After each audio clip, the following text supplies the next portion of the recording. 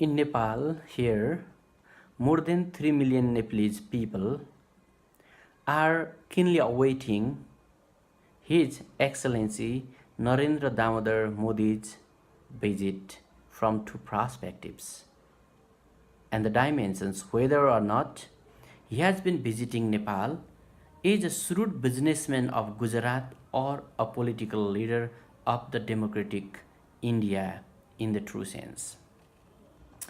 It is self evident that Nepal has been a recluse of hermitage since the time immemorial. It is our fervent expectation that the political leader enveloped with saint like posture definitely doesn't cast his shrewd eyes upon Nepal rather than he would have a saint like grace upon the Nepalese people.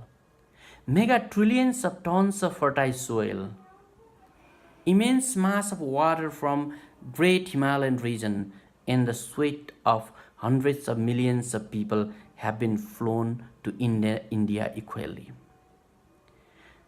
The incalculable loss of the hot blood of the brave Himalayan gorillas has been mingled into the Indian soil just as to defend the Indian territory.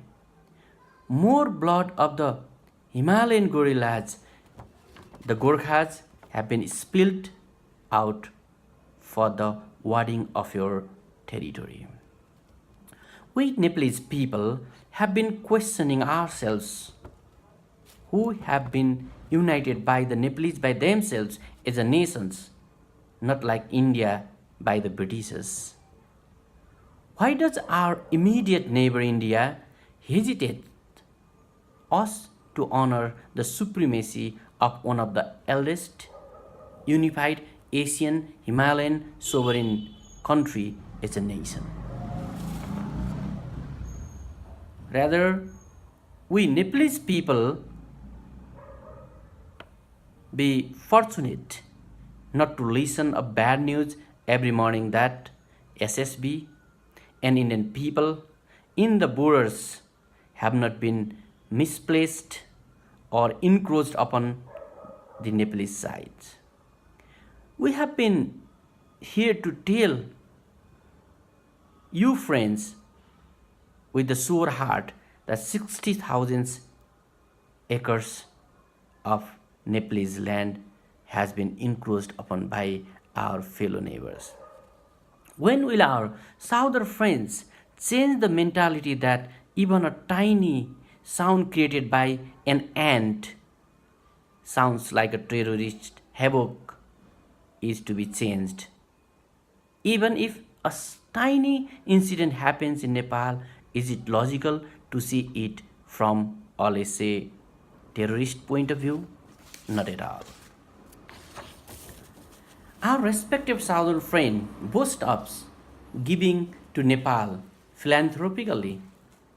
It is a farce and irony that the almost all the like the they say Bhagavans and then the yogis, the wanderers have been raising thousands and billions of money from Nepal and sending it back to India, and it is a fast that it is not taxable. None of the super computers can have the program to maintain the accounts of the amount that Indian companies, business houses, traders, hawkers, garbage collectors, barbers, so on and so collect. Notably, Tata company alone has collected trillions of dollars from Nepal. What to talk about the amount we have paid for fossil fuel petroleum products to India? Have you ever time to think that you, the Indian friends, have changed this holy country to be the dumping site of your malproduction and the laboratory of experimentation all the time? Whenever you want to sell your low graded products in Nepal, No God power can stop you at all. But the sweat change into cash crops like ginger, tea, chiraito, and other herbal products are rarely been allowed to sell in India. Your Excellency, Mr. Modi, don't you have in your memory that Nepal, though a smaller country, is your seventh important remittance or bread earner country? You don't only give us, but we are also giving you back far more in reality than you have been giving to us. The micromanagement that you have been practicing since 1950s is very deplorable. Business, cartelling, holding water resources, large scale development projects, security agencies, militaries, bureaucracies, ministers, and notably the prime ministers. You have been enjoying the steric and subdued power of the colonial thought upon such an innocent tiny country like Nepal. You don't allow even our own sky to fly our planes. You have created the dam like road construction in your border unilaterally and make our poor peasants' land submerged during the monsoon. Your canals of our rivers are full of water, but ours here have got the drought when we need and flooded when we don't need. The British Raj has taught you to have good institutional memories that can easily defeat our bureaucrats, leaders, and diffuse them for to attain your national interests unjustly and ruthlessly. Please don't take advantage of a country whose so called educated bureaucrats, leaders, and greedy business persons to create a honey trap and push us towards a failed state. Now, how on earth the question of Nepalese public commission exams pop up like when does India observe Daughters Day and when did China encroach upon Siachen state? These types of questions are even asked in Nepalese public commissions questions. We hold the truth that you can change your friend but you cannot change your neighbor. Why do you feel jealous irresistibly when we try some time just to stand on and look at our northern friend?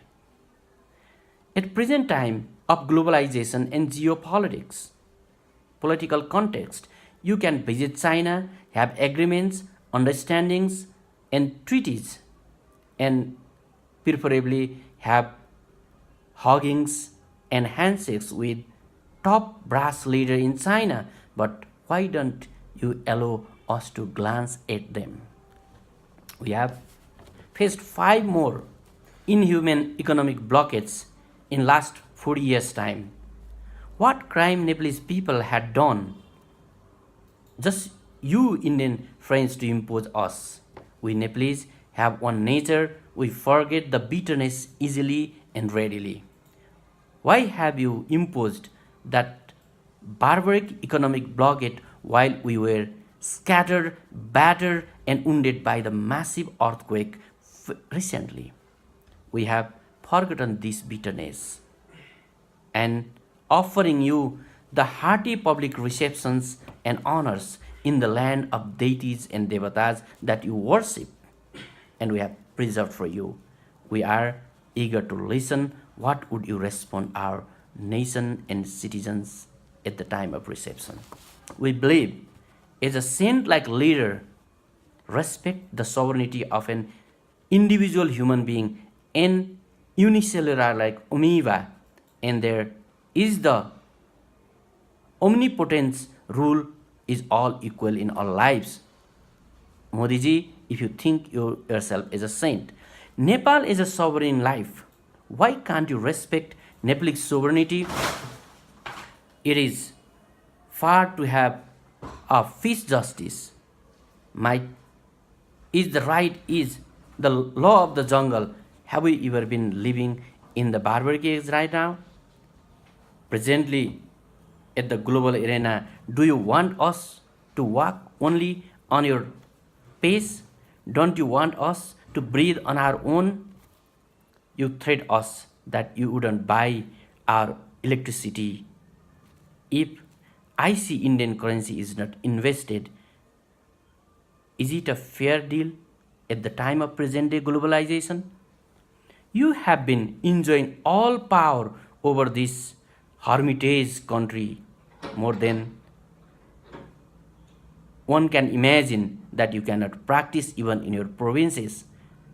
Indian embassy has been resuming the power of spending billions of rupees, millions of rupees in different small projects in our country.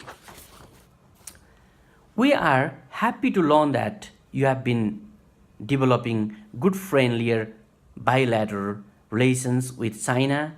You two countries having more than 40% of the total world population have harmonious relation, and moreover moving forward together to be the world powers very soon. We Nepalese people have sent like hearts wish you best to be the global player, but you led us to live and survive as a sovereign nation. Modi ji, your dream and Indian people's dream is the dream of 1.25 billion people in our southern frontier. They worship or collectively worship Pashupatinath in Kathmandu, Ram Sita Janaki Mandir in Janakpur, Buddha in Lumbini, and Muktinath Baba in Mustang. We share the common aspirations, but we have been having some differences. We are happy these religious pilgrimages give you the power to have just brotherly eyesight to the Nepalese sisters and brothers. You need not worry, Nepal and Nepalese people will allow a tiny space for the terrorist activities that challenges your sovereignty, but it will be a joyous break of the beautiful dawn if you show your promptness to tie up 1.2 billion Indian sisters and brothers dream with the 300 million Nepalese people's dream together. We hope all the best would be having or being able to welcome you as one of our most trusted neighbors in the country. Thank you.